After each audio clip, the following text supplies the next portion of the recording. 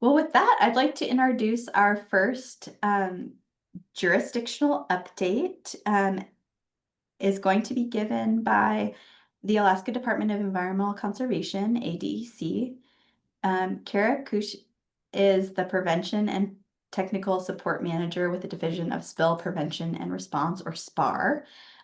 Kara's joining on behalf of Teresa Melville, who's the executive member of the task force, and has been doing some really important work responding to the typhoon in Southeast Alaska this week. So thank you, Tara. Thank you, Kara, for joining on behalf of Teresa and giving this update.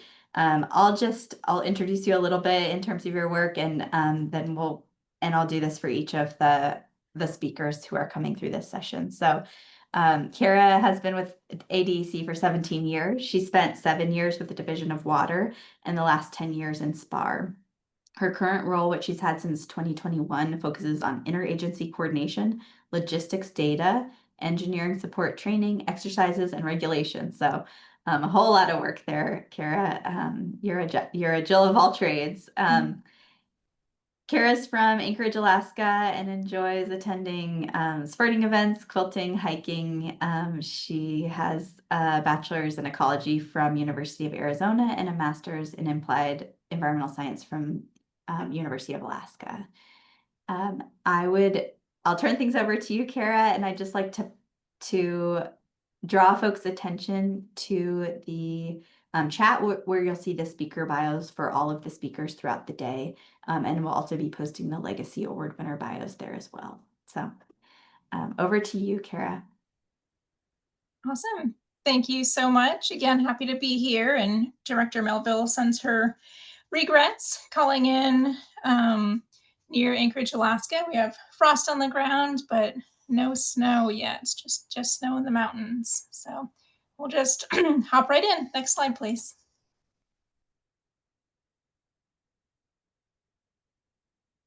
All right, just wanted to start with a few kind of general program updates from here in Alaska. First thing, we are focusing on a regulatory reform project, Governor Dunleavy's Administrative Order 360. What that does is that seeks to improve quality, transparency, and efficiency of the state's regulatory environment. This is a statewide initiative where all departments are looking at all regulations for any sort of improvements or streamlining that can be done. In addition to accepting written comments, us here in SPAR, we held 3 public comment periods to receive input from interested stakeholders in late September, early October.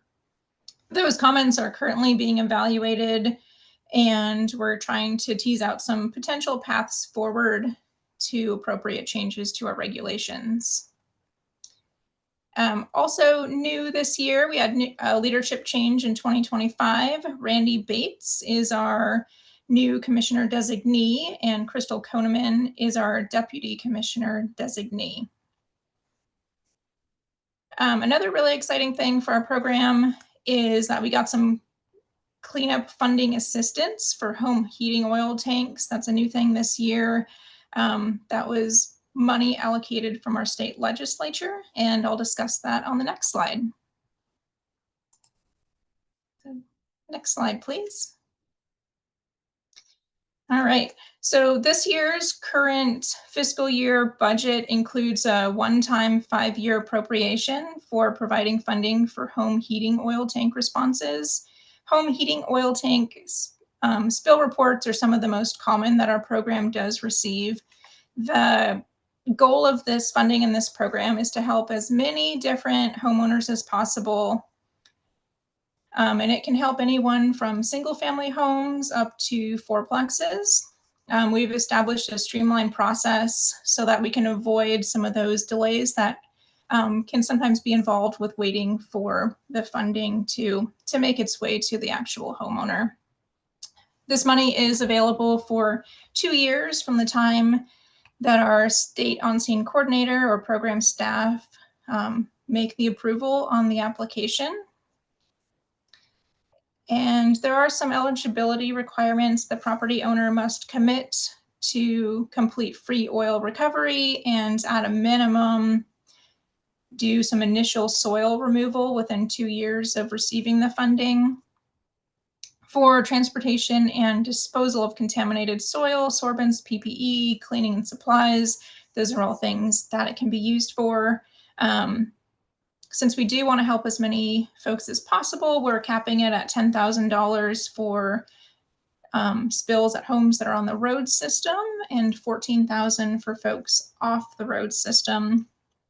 There's additionally up to $3,000 to purchase things like sorbents, PPE, supplies, and things to address vapor intrusion concerns. So we're just started. We just kicked that off a couple weeks ago. So we're excited to update you guys next year on how that goes.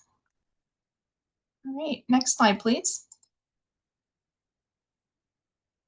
All right, so this graph here is number of releases by fiscal year. Last year, we had over 2,800 reported releases. And by numbers, we have about 75% of those that are non-crude spills, 15% hazardous substance, and then 2% each of crude and contaminated water. You'll see the past couple years, or the past 3 years specifically, we've had higher numbers of spills. We don't necessarily attribute that to more actual spills, but 3 years ago, we launched an online spill reporter tool, which has made reporting of spills much easier. For example, it can be done from your cell phone or while also offline. And we've also had a big push to improve internal data quality. Next slide, please.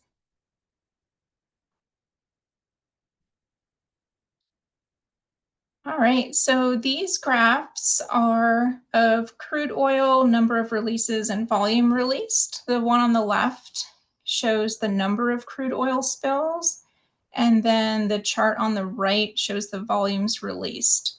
So over the last year, we had 43 crude oil spills, which totaled about 1,000 gallons total. We haven't had any major crude oil spills since 2011. And as you can see in the chart, it's mostly smaller spills, and then occasionally there will be, a major spill that occurs. So on this chart, there were, 3 major crude oil spills in 2001, 2006, and 2010. But overall, we're seeing declining trends the past few decades, which of course is a good thing. Next slide, please. All right, so these graphs show our non-crude oil number of releases and volumes released. The chart on the left shows the number of non-crude oil spills, and the chart on the right shows the volume. Last year, we had over 2,000 non-crude oil spills, which totaled about 4,000 gallons total. Again, we attribute the increase in recent years to better and easier reporting.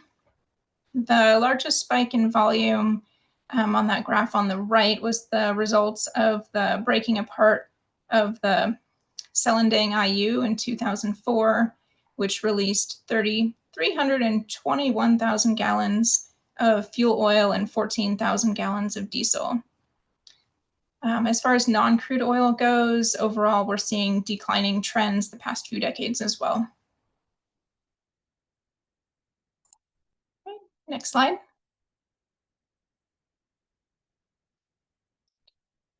All right, so prevention, prevention, prevention. This graph represents all exercises and inspections conducted during each fiscal year, going back to 2018 all the way to current 2025. The blue columns represent the number of active plans, and the yellow line indicates the number of exercises and inspections which have occurred at our regulated facilities. This year, we have had a small increase in our total number of plans. We're at 132. We did 62 inspections and exercises at those plan holding facilities. And our team has really been focused on diligently working with plan holders on their exercises. This graph does not include any of the field visits or things that we do for our actual spills. And as you can see from this graph, generally our number of plans has stayed pretty consistent the past number of years, with our number of inspections and exercises increasing. Next slide.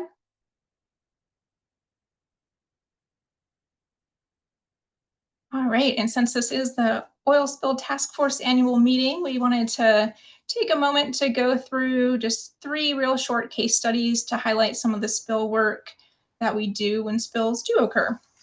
Next slide. So this photo here is in Kotzebue, Alaska, on the west coast of Alaska. Our program has supported several responses to natural disasters since the last meeting. The Western Alaska fall storm and flooding is kind of first one I would like to highlight. So this past October, another strong storm called Typhoon Halong hit a large swath of Western Alaska, causing really significant flooding and erosion in many communities. SPAR staff continue to coordinate with the department's liaison to the State Emergency Operations Center to support this major response. This is a large and ongoing incident, and response actions continue at this time. Here in Alaska, over 40 rural communities were affected. These are all communities that are off of the road system, so logistics has certainly been a big lift for that as well. Second natural disaster that we've been involved in is flooding in Juneau. Our staff engaged in several outreach opportunities to encourage residents in the potential impact zone to secure their home heating oil tanks and other potential pollutants while they prepared for the annual glacial outburst flood from the Mendenhall Glacier. Prior to the flood, DEC and U.S. Coast Guard staff conducted SCAT surveys to collect baseline data prior to any potential flooding. And while flooding did occur in some areas of the town this year, the bulk of the floodwaters were contained by some new temporary barriers installed as part of a U.S. Army Corps of Engineer project. So that was a positive improvement on the Juneau flooding. These types of disasters are unfortunately increasing and more common here in Alaska. We expect them to continue moving forward. Our relationship with the State Emergency Operations Center is facilitated through our department's disaster liaison, who keeps us updated on what the affected communities need in terms of support from our division and the other divisions within the department. Next slide. All right, so another case we had recently was the Point Higgins school fuel spill on August 21st, 2025. So just a few weeks before school was about to start, we received a report of a fuel spill at Point Higgins Elementary School, which is in Ketchikan in Southeast Alaska. The school calculated approximately 2,750 gallons of fuel was released from piping associated with a 10,000-gallon underground storage tank. Initial reports indicated that the spilled fuel was isolated to the school's generator room. However, a few days later, fuel was observed in a drainage creek. Ultimately, it was found that large volumes of fuel were pooling in a nearby drainage swale and traveling downhill along a downstream drainage path. DEC and the Ketchikan Gateway Borough established a unified command to respond to the spill. In consultation with Alaska Fish and Game, we confirmed that the drainage swale did not have any fish, but it was upstream of the marine environment. Ocean boom was installed at the projected path of entry to the Tongass Narrows to contain any sort of potential pollution as a precaution. And then later, an environmental contractor assisted with site characterization and air quality assessment within the school. Air quality, vapor intrusion, field screening results were routed through the Alaska Department of Health prior to resumption of normal operations, both in the generator room and within the school. And currently, soil removal is still in progress. Next slide. All right, and then our very last case study is the fishing vessel Sea Urn, which grounded in Islet Bay near Kodiak. That was a diesel release. So on September 21st, we received a report of a spill following the vessel grounding near Kodiak, Alaska. The fishing vessel Sea Urn released an estimated 3,000 to 3,500 gallons of diesel when the tank was punctured after striking a rock. Approximately 300 gallons of other oils and lubricants were on board at the time of the incident. The nearby Katoi Bay fish hatchery deployed boom as a precautionary measure. In this case, the responsible party secured a cleanup contractor and salvage contractor for this response. The salvage contractor assessed the stability of the vessel, the condition of the fuel tanks, and conducted an evaluation of the temporary patch of the puncture. The salvage contractor submitted a tow plan to return the vessel to Kodiak, which was approved by the U.S. Coast Guard and Alaska DEC. An evaluation of the vessel at dry dock was conducted. The Alaska Department of Natural Resources and Alaska Department of Fish and Game were both highly engaged in this response with sensitive area prioritization and fisheries concerns. Due to the fuel sheen in the area, the Alaska Fish and Game released an advisory announcement on September 1st, closing commercial salmon fishing in outer Katoi Bay and Islet Bay sections of the Afognak District. Here in Alaska, anytime there's a salmon fishery closure, that's a pretty big deal for our state. DEC developed a statement about the safety of harvesting personal use seafood in collaboration with the Alaska Department of Health. DEC's environmental health team sent advisories to commercial processors in the area about the incident as well. Whales were observed in the vicinity of the release, but no wildlife impacts were reported, which is great. NOAA and U.S. Fish and Wildlife Services supported the response with trajectory modeling and Endangered Species Act consultation. And overall, this incident really highlighted the strong partnerships amongst all of the stakeholders and agencies and how multifaceted some of our spill responses can be, especially when they're in remote areas of the state. And all of these case studies really highlight the strong partnerships amongst all stakeholders and the value of preparedness. So with that, that is our Alaska update. Thank you so much.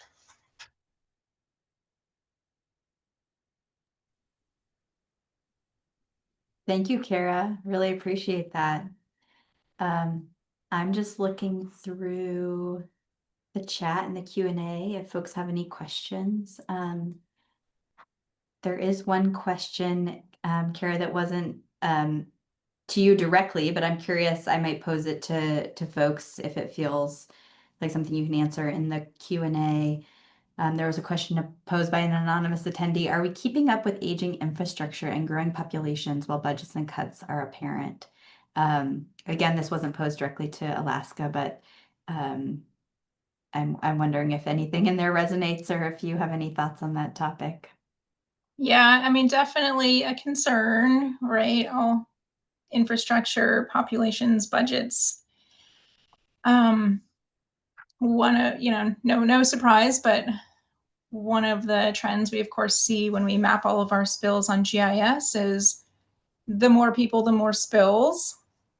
So that's certainly a correlation there. As far as our infrastructure goes, we haven't seen a lot of new construction of, some of those really big facilities in quite a while. With that said, here within DEC, we do have an engineering group that does heavily focus on prevention.